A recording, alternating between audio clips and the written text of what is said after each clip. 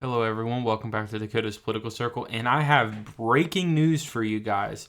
So, Quinnipiac, the pollster that is probably the most Dem pollster out there, that sides with the Democrats almost 100% of the time, has somehow has a poll that has Trump in the lead, and I honestly don't think, unless I look at it, I don't think Quinnipiac has ever had Trump in the lead whatsoever in a single one of their pollsters since even in 2016. And I know it's a full race, including Stein and Oliver, but Trump's leading by one in a Quinnipiac poll, a pollster that is heavily Dem. This pollster is probably one of the most Dem pollsters you can get. It quite possibly the most Dem pollster out there. It sides with Dems on every single thing. It's had Pennsylvania up by 6 with Harris before, and it's showing a Trump +1 in their national polling average with their full race, which is insane and a massive blow to the Harris campaign. And to show you right here, here's the crosstabs. So the full race shows Trump getting a 1 point lead in the full field. In the two-way race, it's a tie, but that is the best Trump can. That's literally the greatest thing Trump can do in this type of pollster, and that's just really, really good for him. And you see some of the crosstabs here. Independents win by Trump. Trump wins independents slightly. He overwhelmingly wins Republicans and loses Dems. He wins men. He doesn't win women, which makes sense. He doesn't win 18 to 34. He wins 35, 49, 50 plus, and 60. Actually, he does not win 65 plus, which is very odd. But that's a little bit weird right there. I would think Trump would win 65 plus. That's very odd. The white people, Trump wins. Harris wins the black people, which makes sense for 83%. Trump wins Hispanics in this poll, by the way. If Trump wins the Hispanics, that is a huge blow to Harris. And then you have the white college, obviously Harris, but that's pretty close considering white college educated. And then the white no college, obviously Trump, which makes sense. And then there's the favorables and unfavorables. And even though Harris is technically more favorable in this poll, Trump wins the race entirely because if you include all the people. And then about enthusiasm voting, both are pretty equal. So in a Quinnipiac poll, Trump massively blows Harris out of the water. Now, I know it's only a 1 point lead, but remember, Quinnipiac is a horrible pollster. And I also want to show something else, just to show you why this isn't an outlier, even though Quinnipiac is an outlier pollster, but this could really, really help Trump. Look at this. A CNN poll shows Trump tied with Harris. And it tied with Harris, but with registered voters, and Harris leading only by 1 in likely voters. So basically, Trump is blowing Harris in a CNN. I mean, I know she's leading, but remember, this is like an electoral college landslide if this was factual. And it quite possibly can be. It could be even more factual, especially looking at Quinnipiac. Look at Quinnipiac. They heavily lean Dem. If Trump is theoretically tied in a two-way race, Trump's leading nationally by 3 or 4 points, possibly 5, because of how biased Quinnipiac is. So Harris is very well getting demolished right here. And to show you right here, so this is the national average right now, and it does show the polls in here, and it does show Harris with the 2 point lead. I think the only reason she has a 2 point lead still is because some of the polls beforehand that came out, like a +6, a +4, +5, and then you got these polls right here. So this is going to be really interesting, especially when the next polls come out. When the next polls come out, that's going to be very interesting. And I do want to show I want to show you this first. So I want to go through Quinnipiac just to show you how Dem they are. So this is obviously Harris. So remember, this is when kind of when Harris got in, and also this is kind of when Harris got in. So it was a Harris +1, and then this was before Harris came in, so it was a Trump +2. So remember that Harris didn't really get a big Quinnipiac poll yet. So this is more... Now, she has had great Pennsylvania polls, but based on this, it doesn't really show it because Joe Biden was the nominee, and they really didn't poll her much yet.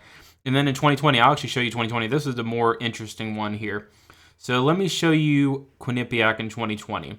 Every single poll was showing an average of a Biden plus 10, a Biden plus 11, the average probably a plus 12, plus 10.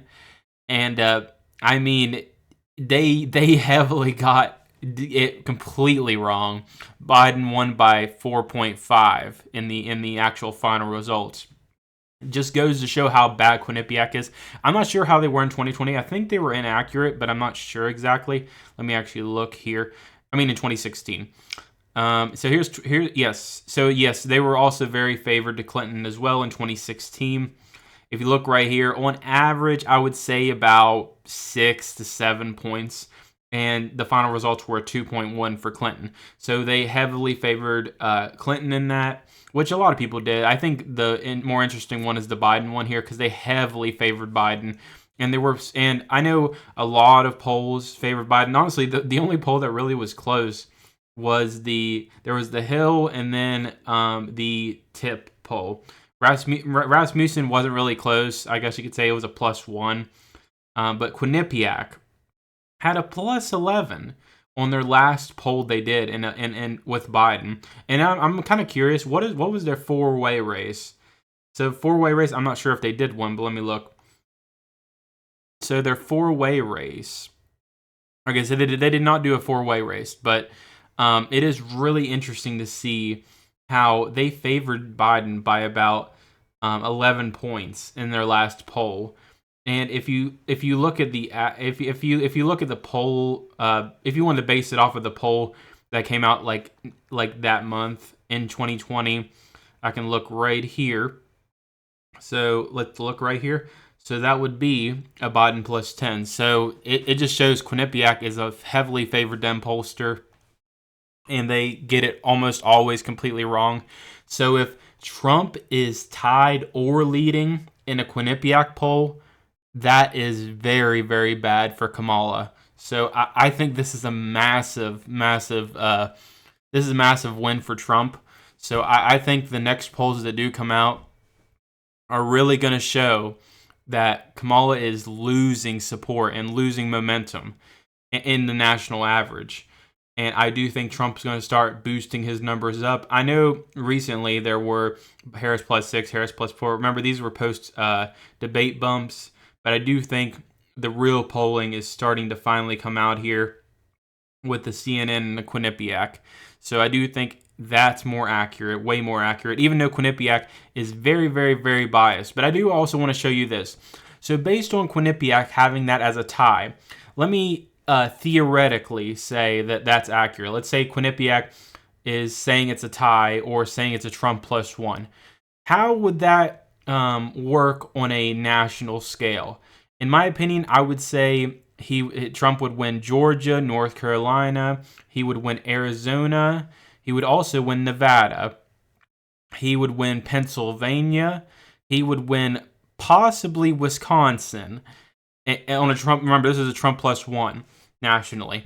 And then this is kind of where it would be the interesting part. These 4 states right here. Trump already wins the election in this scenario. Like, he already wins the election. So he already wins the election in this scenario. It's just picking up extra states. These are the states right here. So theoretically, if Trump had a plus 1, which states would he end up winning? So I think he doesn't win Minnesota. I do think he picks off Michigan. I don't think he picks off Virginia, but he could pick off Nebraska second. So that would be 313 to 225. But also, let's factor in, if Quinnipiac's wrong, like if they're usually almost always wrong.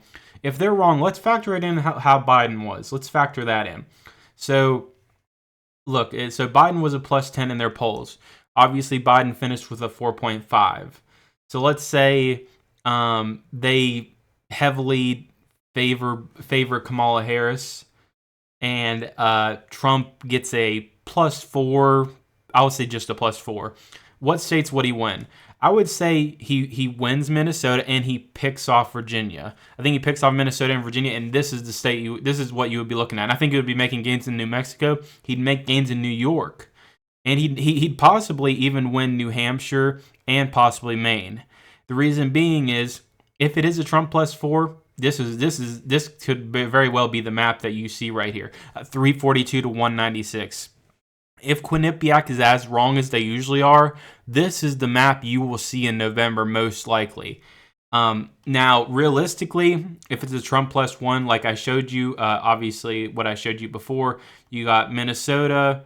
Let's give New Hampshire and Maine back, and then let's keep Michigan, because Michigan technically in a Trump +1 environment can technically go to Harris, but it could also go to Trump. Like that could actually go to Trump, a Trump +1.